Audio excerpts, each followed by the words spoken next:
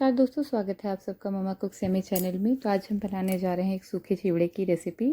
तो ये सूखा मिक्सचर टाइप का है। आप इसे सूखे नाश्ते में यूज़ कर सकते हैं, या चाहे तो बच्चों को जब जिनके बच्चे बाहर पढ़ते हैं उनको भी आप पैक करके दे सकते हैं। तो ये 1 से 2 महीने तक कुछ नहीं होता, स्टोर करके इसको रखा जा सकता है।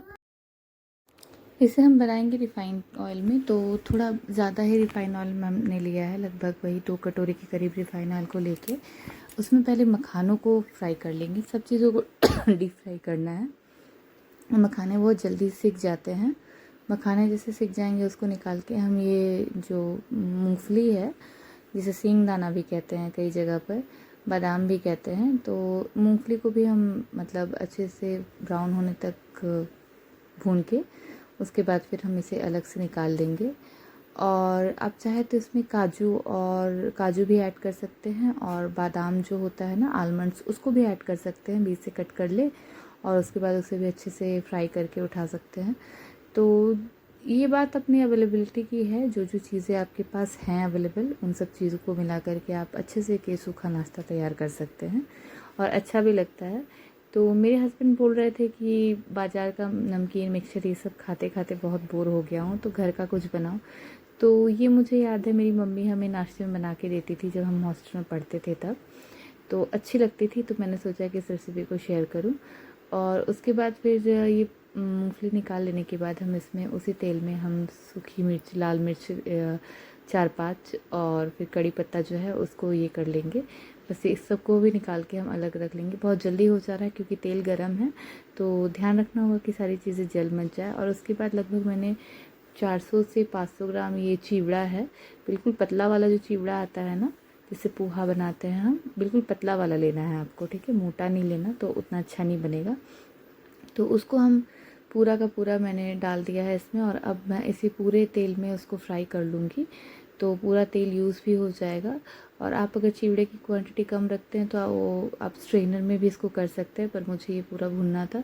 हाँ, जो भी टाइम लगता है इस रेसिपी को बनने में, इसी को भुनने में लगता है। करीब आपको अच्छे से हल्की आंच पे धीमे धीमे करके इसे 10 से 15 मिनट तक सेकना होगा, जब तक वो जो चिवड़ा है ना, बिल्कुल आपको वो मुँह खा के ही देखना पड़ेगा कि ये हुआ कि नहीं, कड़कड़ टाइप का हो गया कि नहीं।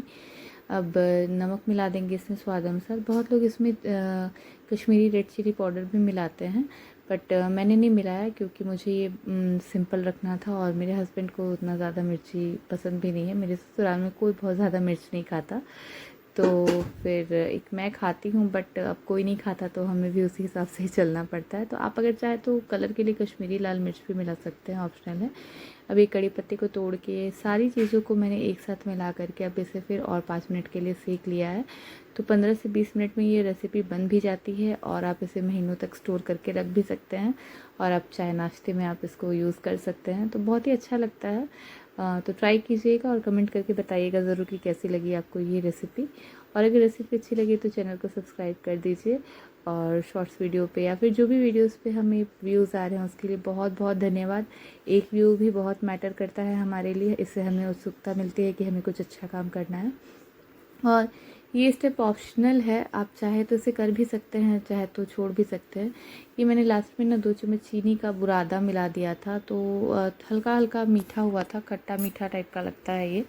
तो आप चाहे तो कर सकते हैं इसमें, और थोड़ा सा और खट्टापन डालने के लिए अगर आप चाहे तो अमचूर पाउडर डाल सकते हैं, बट मैंने नहीं डाला था क्योंकि मुझे बस मतलब ऐसा ही फ्लेवर चाहिए था।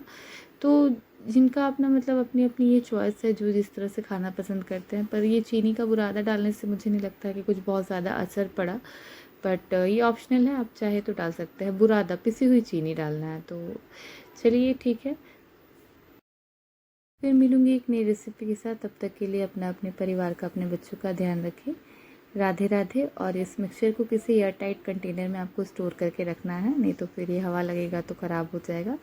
और अगर थोड़ा सा इसमें वो बोलते हैं ना, मियाँ जाता है, तो फिर आप इसे कढ़ाई में, बिल्कुल ऐसे गरम कढ़ाई में ही आप इसे फ्राई कर सकते हैं, चाहे तो एयर फ्राई कर सकते हैं, तो ये वापस से वैसा ही हो जाता है।